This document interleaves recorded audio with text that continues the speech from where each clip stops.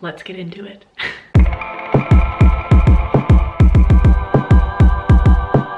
Hi friends, and welcome back to my channel. In today's video, I am joined with my coffee and my books. Many books.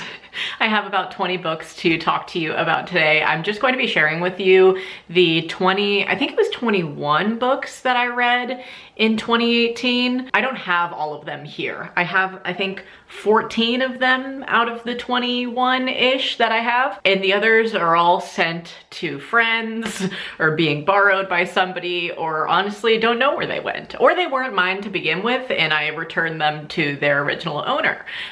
So yeah, if I don't have them handheld, I'll just pop a little photo on the screen. But I'm just gonna pretty much start off with the first book that I read in 2018, give you guys like what I thought about it, if it's worth reading or if it's not worth reading, and hopefully just encourage you guys to pick some of these up in the new year. I mean, it is January, but we're getting too late into it now to be like, welcome to the new year. It's like, we've been in it, we know. So the very first book I read in 2018 was pretty much like finishing off this book. I think that's why I'm going to call this 20 books that I actually read last year, because I'm pretty sure I started this at the end of 2017 and just kind of like finished the few last chapters at the beginning of last year. Anyways, doesn't really matter the timeline, but Dodi's Secrets for the Mad book. This is Obsessions, Confessions, and Life Lessons. And it was great. I really enjoyed this. I have a Goodreads account that I'm pretty much going to be referring back to for a timeline of when all of these were read by me. And I have super in-depth reviews for most of the books on there. I used to just use it as a tracker, so I wouldn't review all of them, but it was just really interesting to hear kind of more about her life and her like trials and tribulations of life in general, and just things that she's learned and advice that she has to give on the things that she goes through and stuff. That's pretty much what this book was. I wouldn't say like if you don't watch Dodi, you should read it, because I feel like the reason I wanted to read it is because I watch her and I enjoy her videos and her music, and I wanted to like hear more from her about who she is. But if you just love a good, you know, biography and just want to know more about somebody's life and you don't really care who the person is, then yeah, pick this up. I wouldn't say it's like, you have to read this, it changed my life, you know? But it definitely was a good start off of last year's reads. The next book I read was my first young adult novel of 2018, and it was a good one, folks.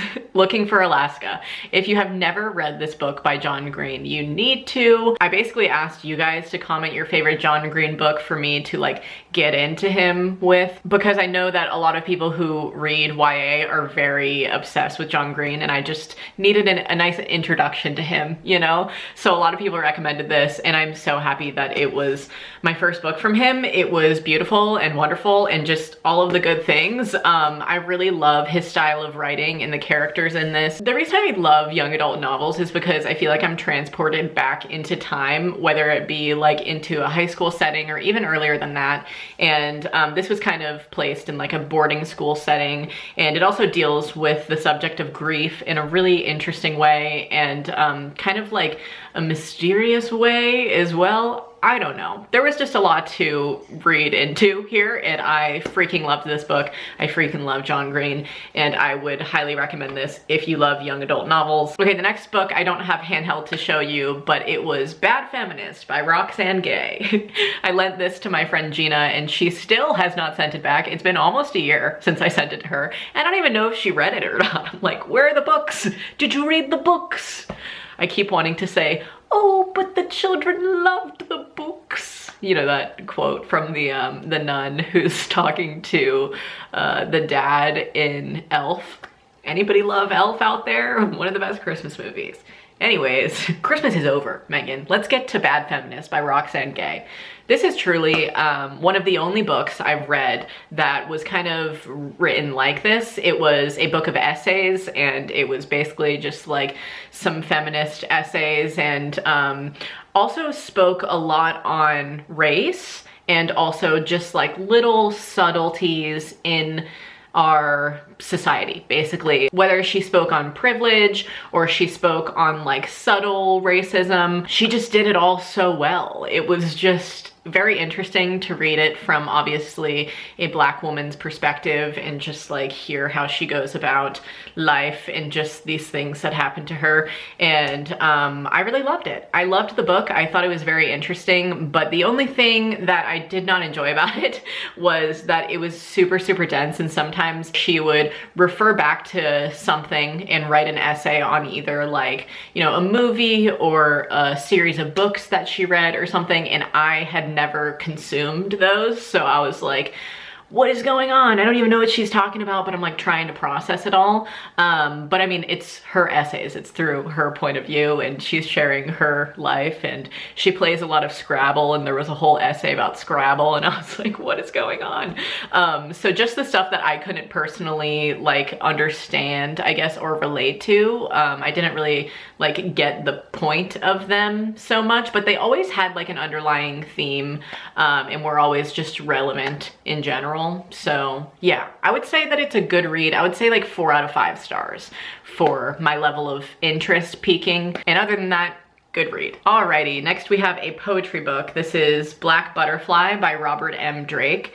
I am a lover of poetry, and I don't really remember how I came across this book. Maybe somebody recommended it to me, but I did not like this. For the most part, it was I wrote this on Goodreads too. Basically just that I liked it, but it didn't wow me. I was never like, oh my gosh, this is life-changing poetry. I love his word choice here. He's so good. Like, it was just super average. And I'm not trying to say that to be rude or anything. It just, he's not the writer for me. Or maybe just this isn't the book for me from him. This was my only read from him. But I wrote in my review that I didn't understand the hype. There was some good pieces, but it was just a lot of like woe is me language. Like, oh, my life is so hard, blah, blah, blah. And maybe it is, but it was just kind of a mentality like me against the world and everything else is bad, but like I'm okay kind of a thing too. At least that's how I interpreted it. I didn't really enjoy it. It was average. You don't need to pick it up if you are looking for life-changing poetry. Next is Dirty Pretty Things by Michael Faudet. I read this per my friend Orion Carlotto on here's recommendation. She has like a little short film that she made on her channel basically dedicated to the book. I thought it was beautiful, beautiful writing. It was very sexy, it was very raunchy. He wrote about intimacy and sex in a way that I had never taken in before. And I just friggin' loved it, man. I thought it was a wonderful read. I think his language is just impeccable, and it really inspired me the way that he spoke about love and just relationships in general. I think that was just like the main thing that I got from that. I didn't write an in-depth review on my Goodreads account. I was looking for that, but basically, yeah, I just think it was a beautifully written book, and I would recommend it to anybody who likes poetry, or I think it was more like prose writing, if I'm not mistaken. I read it damn near a year ago, so it's very hard to remember, but I do remember really enjoying it and recommending it and sending it to my friend Gina, and that's why I do not have it. Oh shit. Okay, this next book that I have to talk about today is something that I actually sent to my friend Orion as well. We were sending each other like our favorite books back and forth, and I sent this to her and she still hasn't sent it back, and it's been damn months. So Orion, if you see this, I'm waiting on the book, baby. Just because this is my favorite book, dare I say, of all time. I Love My Love by Raina Biddy.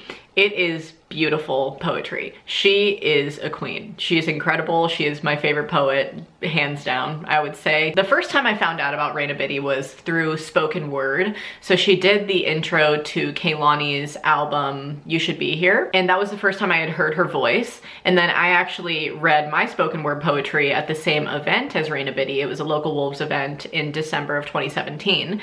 And I was like, holy shit. As soon as she spoke, I was like, oh my God, that's how I know her. She did the intro to Kehlani's album.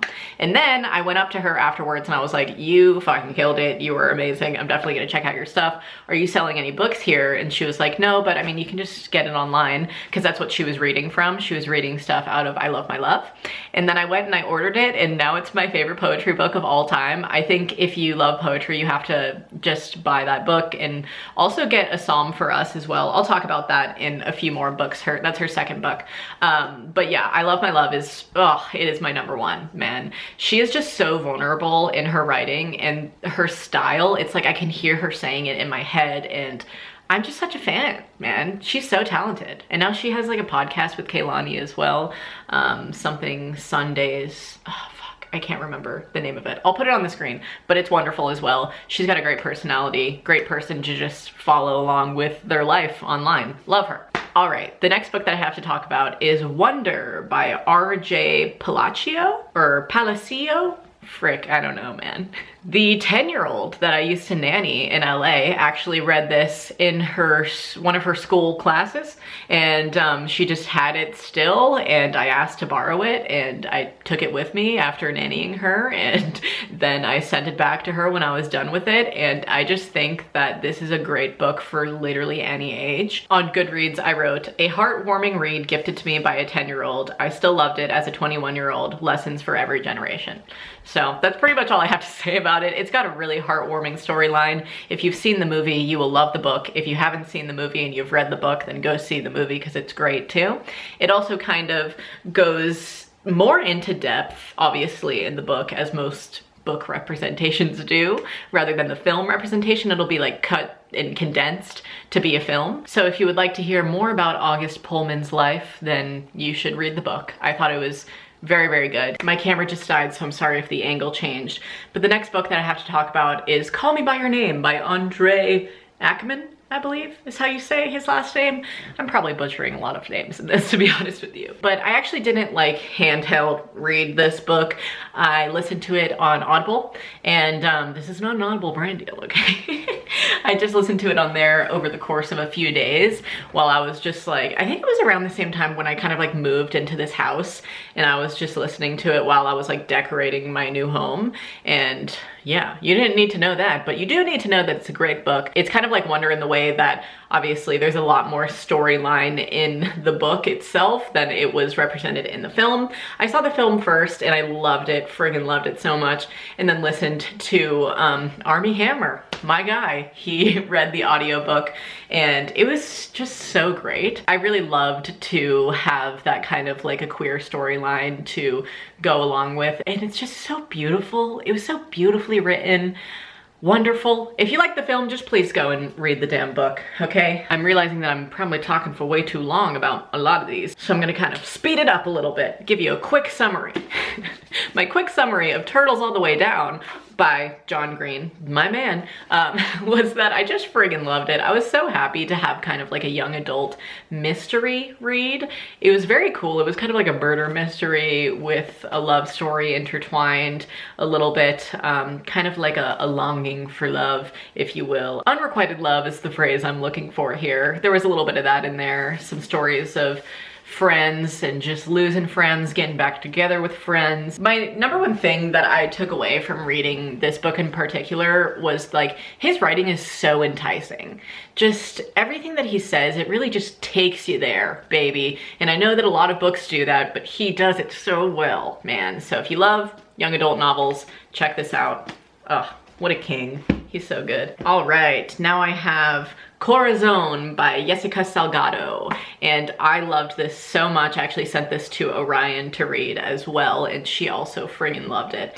It's beautiful. This was my first thing I ever read from Jessica, and I also looked her up, like her spoken word that she shares on YouTube, and she's a wonderful spoken word poet as well, but her writing is just, it's so unique. She was just like truly in her own lane, man. I'm gonna read you what I wrote on Goodreads. This is definitely one of my new favorite poetry books / poets in general. I actually discovered her through Raina Biddy's recommendation, and I'm so glad I purchased this.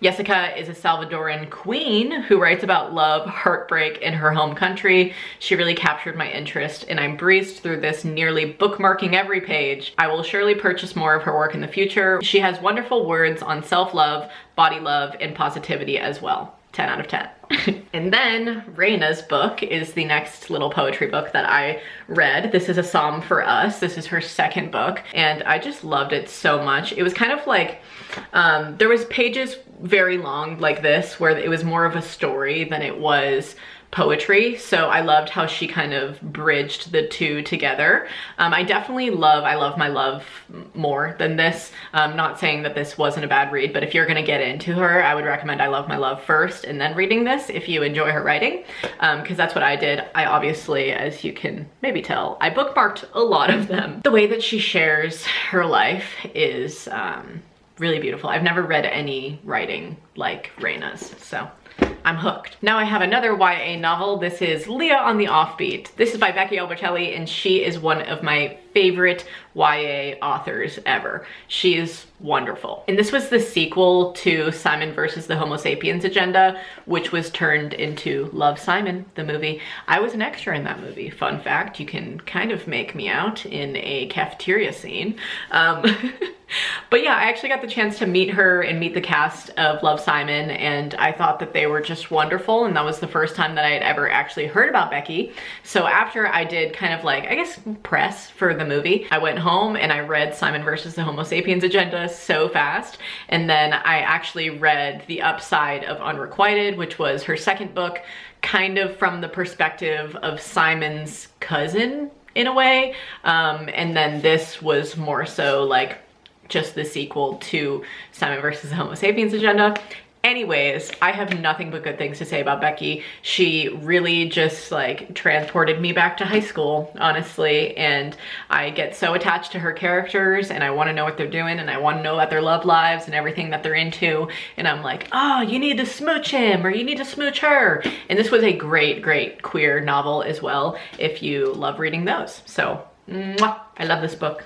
I had a great time reading that. Next, I read Equinox by Jen Hendoko. This was sent to me by Orion, actually, when we were doing our little back and forth book club by mail. And it was just a beautiful collection of poetry. I really, really enjoyed it. Orion knew Jen personally, and she said it was just a great read, and I frickin' agree, man. She writes really great, and I just said in my review that her word choice is insane. She was using words that I was like, oh, I would have never thought to use that there, but you did, and I'm into it, you know? It was very descriptive, delightful, wonderful read. And then the next book that I read was also kind of a poetry book, but it was a question mark of a book for me. This is Please Don't Go Before I Get Better by Madison Kuhn. But she actually sent this to me, and I was so, so happy that she sent it to me so that I could read it. I read her first book, 18 Years, and I freaking loved that book, so I was very excited for the second read.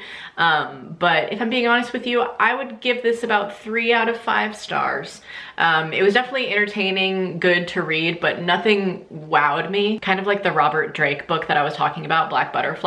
Yeah, it didn't blow me out of the water, you know? And I just wanted to be super honest with my review of it, because I know that a lot of people who either follow my book review account, I'll put it here if you're interested, or just like watch my I Love This Stuff videos where I recommend books all the time. I never want you to just like get something because I talk about it, because you need to hear what I'm saying about it, you know what I mean?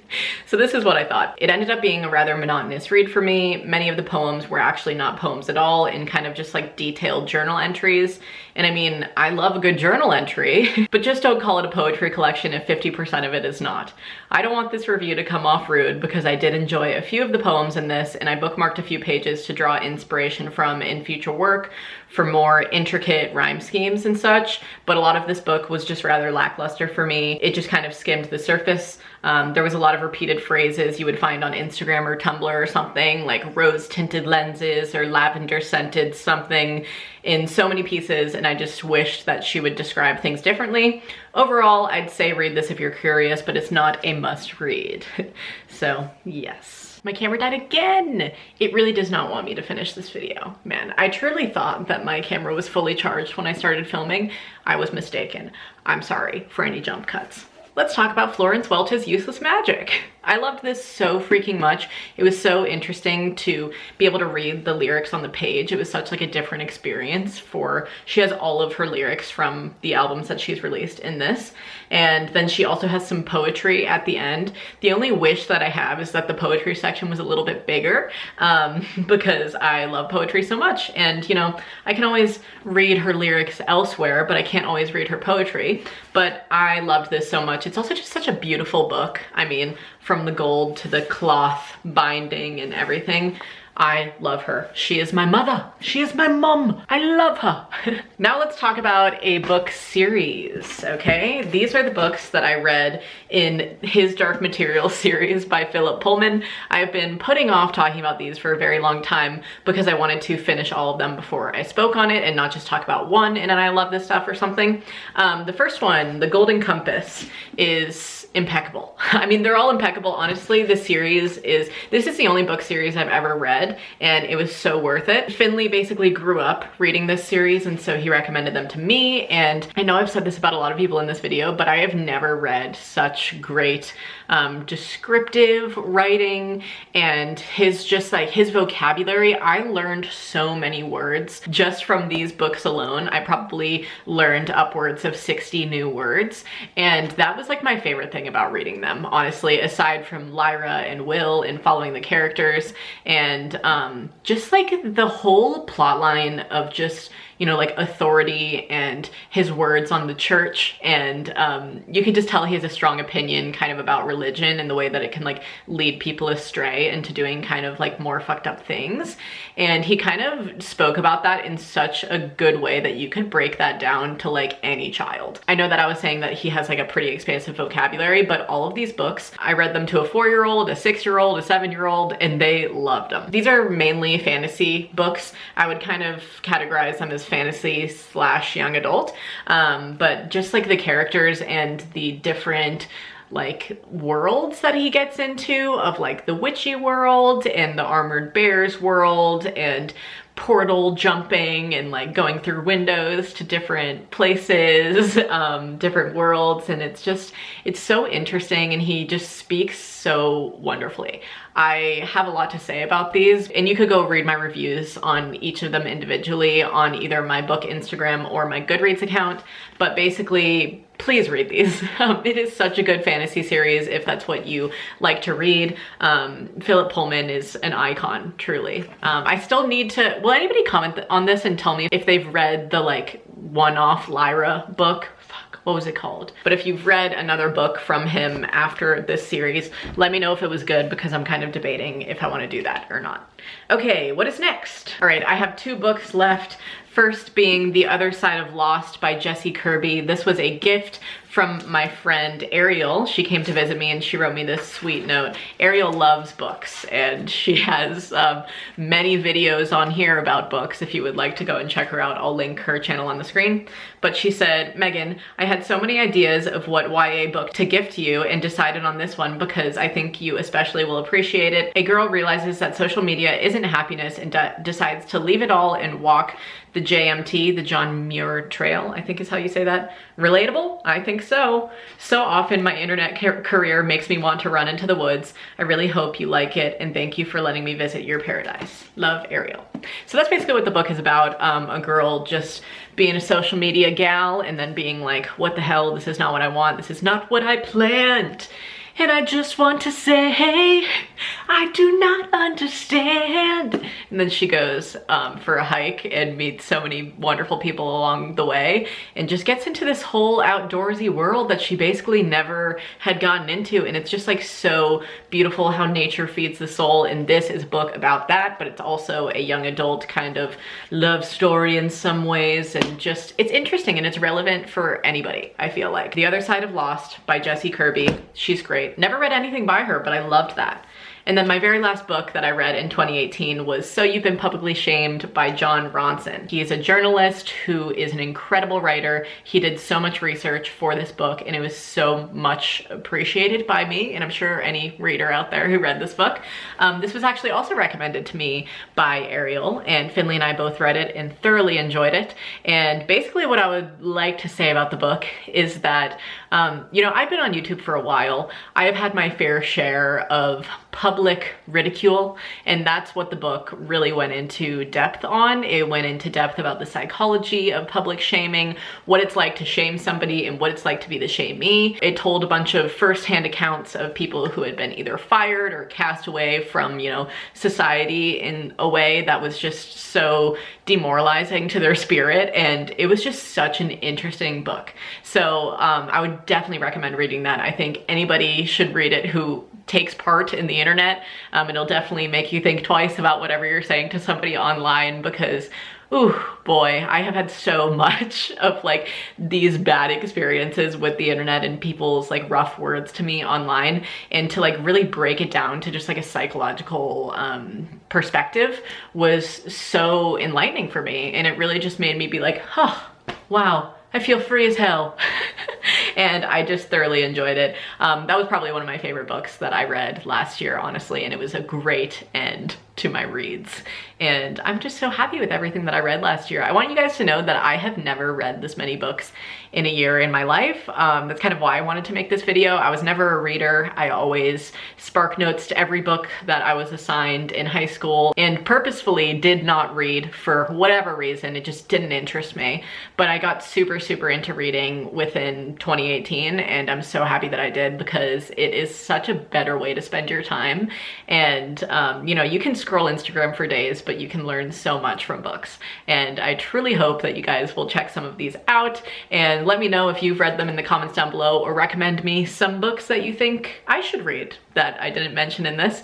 And yeah, just thanks so much for watching. I love you guys and hope you enjoyed this video. If you did, please give it a big thumbs up for me. Subscribe to my channel if you're not already. Ring the notifications bell if you would like to be notified when I upload. And until the next upload, stay smiling. Bye guys. That was a long one. My condolences to anyone who's ever lost me, and to anyone who got lost in me, or to anyone who ever felt they took a loss with me, my apologies